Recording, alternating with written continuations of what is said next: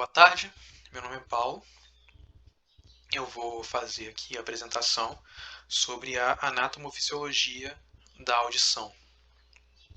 Bom, eu vou começar a minha apresentação aqui fazendo a divisão inicial da nossa orelha, dividindo ela em três estruturas mais simples: a orelha externa, a orelha média e a orelha interna. De forma que a orelha externa ela vai ser composta pelo pavilhão auricular, que vai ser esse órgão que vai ser o órgão de contato do meio externo com o nosso sistema auditivo.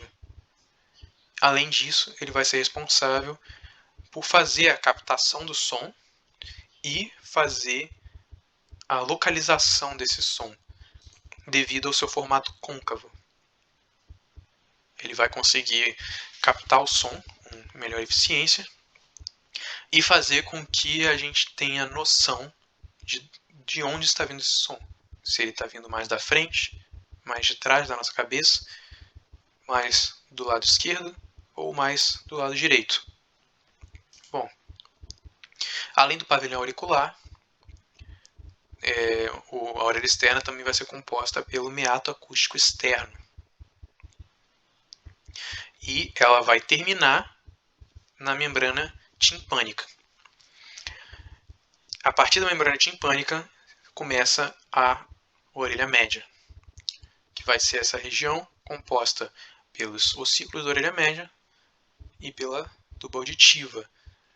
Essa região ela vai ter a função de conectar justamente a orelha externa, o meio externo da orelha externa, com a nossa orelha interna e conduzir esse som que chega da orelha externa até os órgãos neurosensoriais da orelha interna. A orelha interna, por sua vez, como eu tinha dito, vai ser composta por três órgãos neurosensoriais, que vão ser a cóclea, o vestíbulo e os canais semicirculares. Bom, em relação à irrigação da orelha externa, ela vai ser feita principalmente por três artérias: as artérias auriculares anterior, posterior e profunda, de forma que a artéria auricular anterior vai irrigar o pavilhão auricular e parte do meato acústico externo. Já a artéria auricular posterior vai irrigar a parte posterior do pavilhão auricular. Já a artéria auricular profunda vai irrigar a maior parte do meato acústico externo e também vai irrigar a membrana timpânica. A drenagem da orelha externa vai ser feita pelas veias auriculares anterior, posterior e profunda também. E a veia auricular anterior vai drenar para a veia retromandibular, que por sua vez vai drenar para a jugular externa. A veia auricular profunda vai drenar para o plexo ptericóide, que por sua vez vai drenar para a veia maxilar, retromandibular e jugular externa, enquanto a auricular posterior drena diretamente para a jugular externa. A inervação da orelha externa vai ser feita pelo ramo auricular do décimo par craniano, do nervo vago, e também vai ser feita pelo nervo auriculotemporal. Em relação à membrana timpânica, que vai ser essa membrana responsável por ser uma estrutura de captação dos estímulos sonoros, além de ser uma estrutura de separação do meio externo com a nossa orelha, vamos dizer assim, interna no geral, com a orelha média interna. Já que ela é uma membrana, uma barreira física que impede esse contato direto. Bom, na membrana timpânica nós temos essa região em que é visível normalmente um cone de luz na otoscopia, por exemplo. E esse cone de luz ele é um achado importante na otoscopia, porque ele é um indicativo de saudade, de que a membrana timpânica está saudável. Já que, quando se tem secreção na orelha média, de forma por exemplo, uma otite média aguda, esse cone de luz ele não vai estar visível, porque secreção dentro da orelha média altera a opacidade dessa membrana timpânica, alterando a forma como ela vai interagir com a luz. Portanto, esse cone de luz não estaria mais visível. Além do cone de luz, é sempre bom observar o cabo do martelo, e a partir do cabo do martelo, seguindo ele, vai ser possível visualizar mais superiormente a parte flácida da membrana timpânica, também conhecida como membrana de Shrapnel. E de forma que a membrana timpânica ela vai ser dividida em duas partes, sendo a parte tensa, essa região maior, e a parte flácida, a membrana de Shrapnel. Bom, em relação à orelha média, ela vai ser dividida em três partes. Essas três partes vão ser relacionadas à posição da membrana timpânica, de forma que nós vamos ter uma região acima da membrana timpânica, que vai ser o ático. Nós vamos ter a região do mesotímpano, que é a região próxima da membrana timpânica, e o hipotímpano, que é a região abaixo da membrana timpânica. Dentro da orelha média, mais especificamente dentro do ático, nós temos uma estrutura anatômica muito importante que vai estar relacionada com a nossa membrana de Shrapnel, que está normalmente aqui em cima. Nós podemos ver aqui pela inserção do cabo do martelo, a membrana de Shrapnel ficaria mais ou menos aqui em cima. E do lado da orelha média, próxima à membrana de Shrapnel, vai ter uma estrutura que é o espaço de Prusac, que é um espaço vazio nas pessoas saudáveis, mas que em otites médias crônicas, em especial com a otite média crônica colesteatomatosa, nós podemos ter um desenvolvimento de um tumor chamado colesteatoma, e esse tumor, ele, na maioria das vezes, cresce em direção a esse espaço de Prusac. Então, acaba sendo uma estrutura anatômica importante. Em relação aos ossículos, nós temos o martelo, que é o ossículo de contato com a membrana timpânica.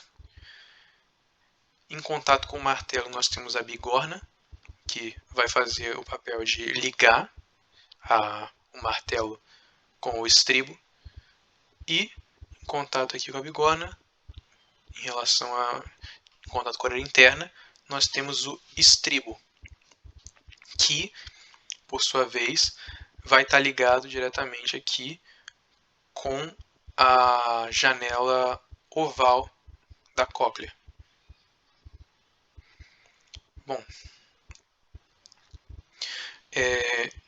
além dos ossículos, nós vamos ter também aqui na orelha média a tuba auditiva, que é uma região importante para manter a pressão dentro da orelha média estável,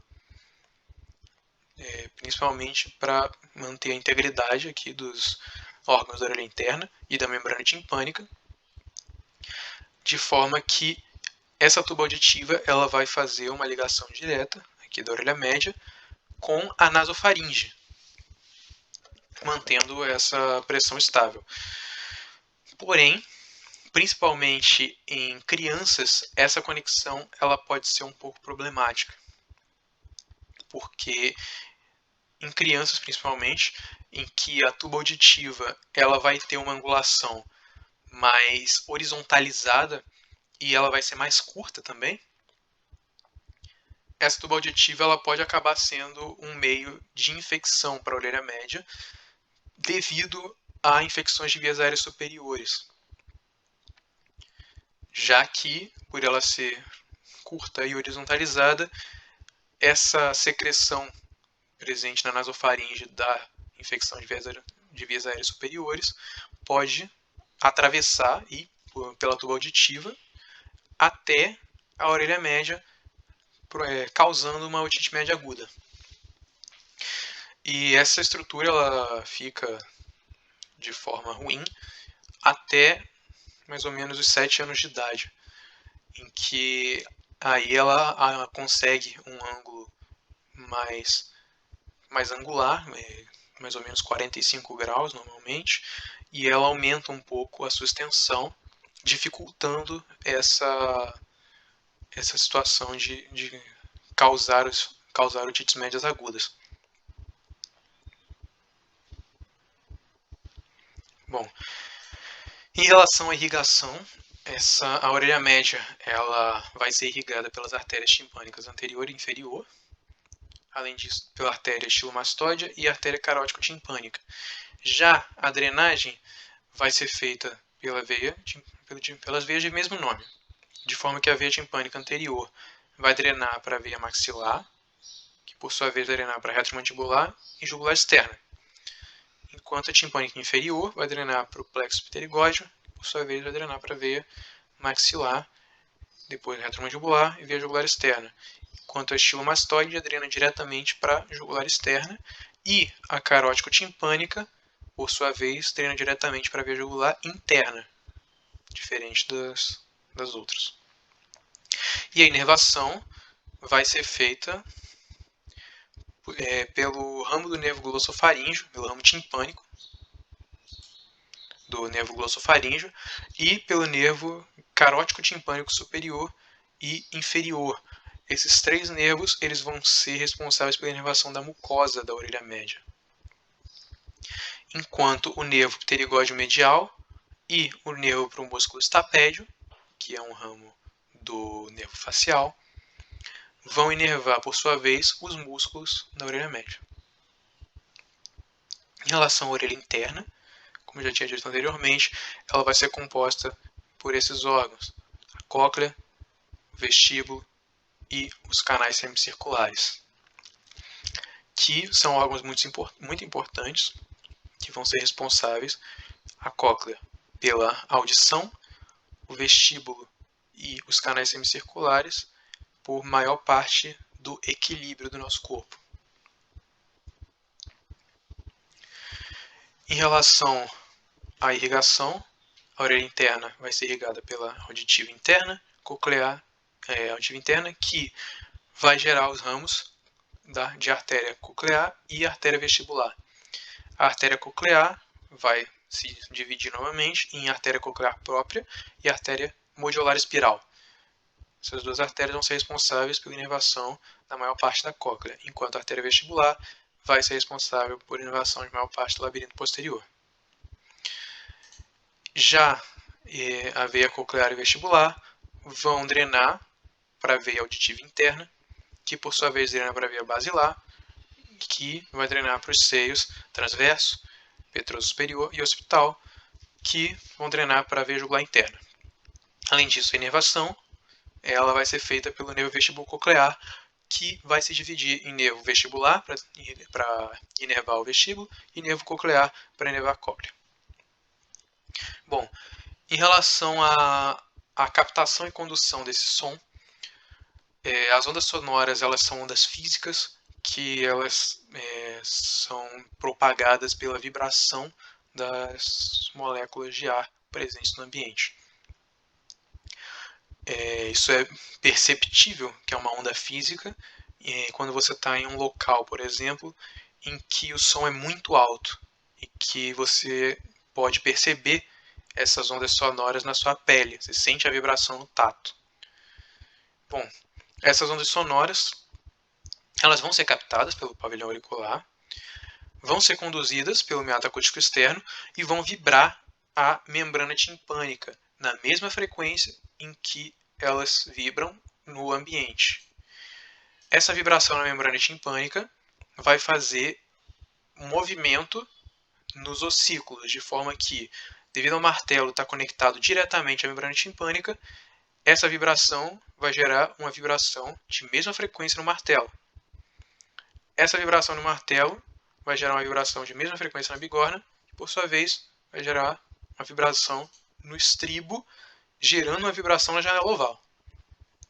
De forma que, devido à diferença de tamanhos em relação às partes desses ossículos, essa vibração ela é amplificada, uma vez que ocorre um efeito de alavanca, fazendo com que uma vibração da membrana timpânica acabe sendo um pouco maior aqui na janela oval, mais fácil de ser perceptível, mais fácil de ser sentida. Bom, só que enquanto esse efeito de alavanca vai gerar essa amplificação, ele também vai acabar causando uma inversão dessa vibração. A vibração que estava aqui do lado, que a gente foi perceber do lado de fora, quando ela chega na janela oval, ela chega invertida. Então, por isso que a cóclea ela tem esse formato arredondado, para que atravessando a cóclea, essa vibração ela chegue na janela redonda, reinvertida, voltando a como a vibração realmente é, sendo percebida, portanto, por a gente o som da forma correta. Bom, e dentro da cóclea nós vamos ter as células ciliadas internas e externas. Botei internas aqui, mas era para ser externas. De forma que as células ciliadas internas elas vão ser responsáveis por captar essa vibração. Essa vibração que está sendo passada aqui dentro da cóclea, as células ciliadas internas vão captar diretamente essa vibração, enquanto as células ciliadas externas vão fazer o ajuste fino dessa captação de vibração. Ela vai corrigir alguns erros e perceber melhor as diferenciações do som, diferentes sons.